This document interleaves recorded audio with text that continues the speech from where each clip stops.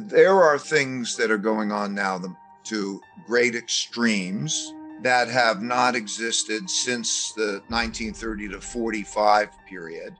Reality is reality. A lot of people say they want to fight what reality is. Stop thinking about it being differently. Just understand, like, why did that thing happen to me? And how do I put it in perspective? It's like nature doesn't care about you. It cares about the universe.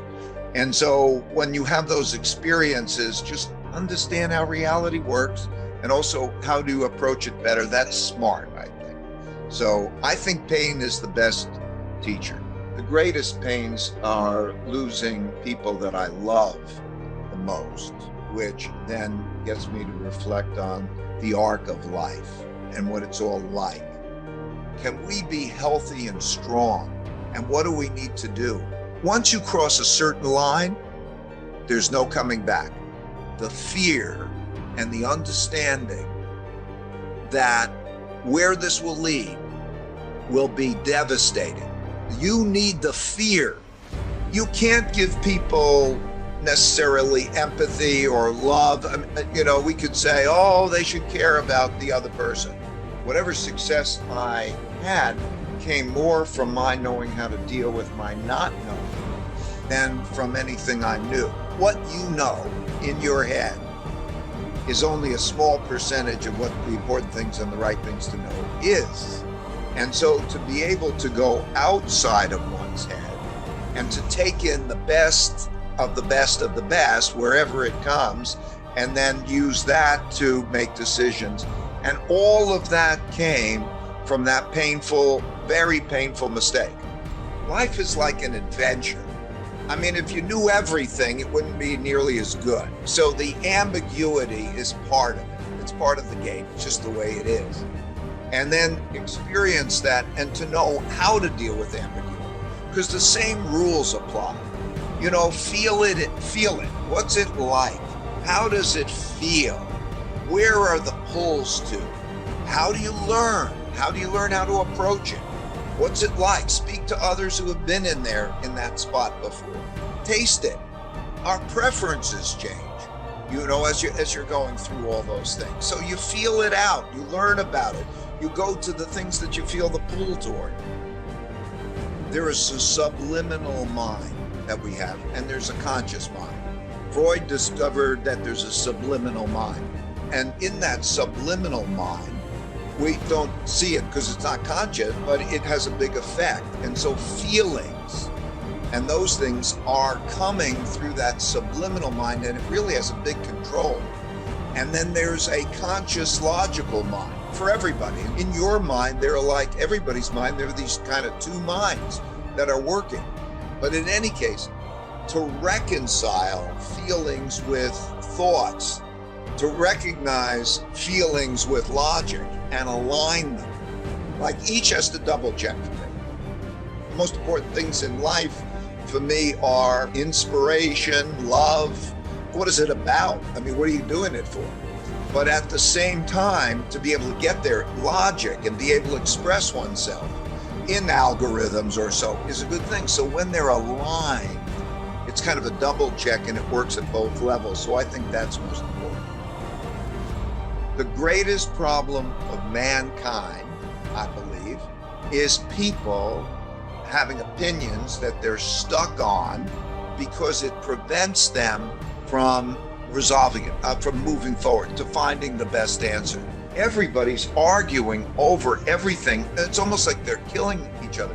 And when the causes that you're behind are more important to you and others than the system is in jeopardy. Are you just literally going to go fight? Or will we have protocols for having thoughtful disagreements and getting past them?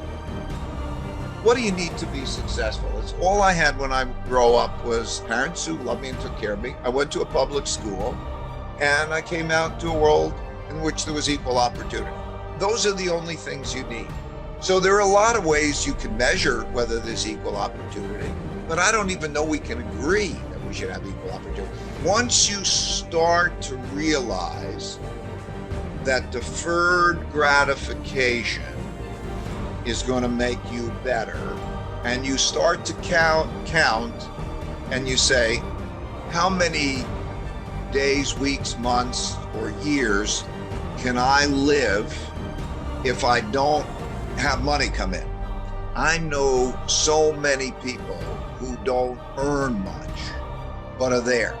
Because if you start to think about what it is that it costs you to live in terms of, let's say, the basics, I think most people can get themselves in a position where they're net positive. But if you've got money, you can help people a lot in a lot of different ways, which is thrilling.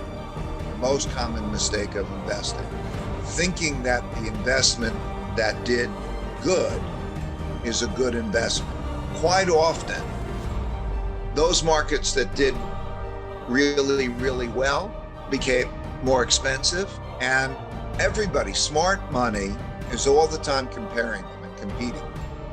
So what happens is the naive money buys the thing that was hot. So I would say diversify. All investments compete, and it's not easy to tell whether one investment is better than the other, because if people could do that, life would be easy and everybody would make a ton of money. Like, we spend hundreds of millions of dollars each year on research to try to give us an edge. Now, you've got to compete with us. So competing in the markets is more difficult than competing in the Olympics. But diversification will reduce your risk without reducing your return. So if you know how to diversify well, that's critical. So I would say, again, have great humility about what you don't know. Don't buy the thing that was hot just because you think it's hot, and then know how to diversify well. Those would be the most important things I would say. The emotions are going to cause you to doubt yourself, and plus it brings you stress, all of that. So you have to execute a game plan that's very well thought out. Then over time, you start to develop some better instincts. Like, if you're excited and you're going along, be scared.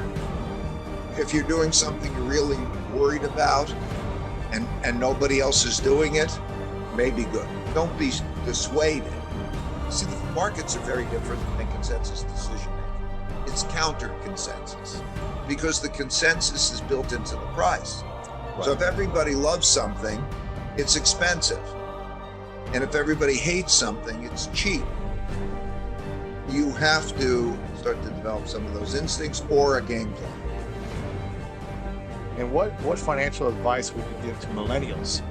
Pay attention to the feedback you get from the realities you encounter. Pain plus reflection. You will get the pain.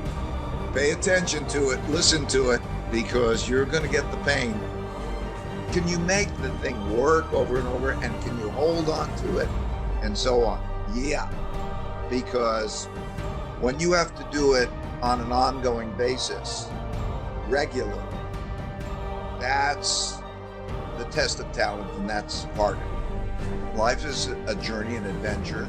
That is an art, and to know how to play that well, to have principles that you believe in and that you related to that, is knowing how to deal with what you don't know is more important than anything you know.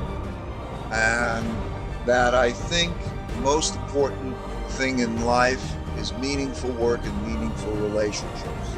If you love your work and you have a passion that you're pursuing, like you do, and you have meaningful relationships, either in that work or beyond that work, there's nothing richer. You can't get a better life.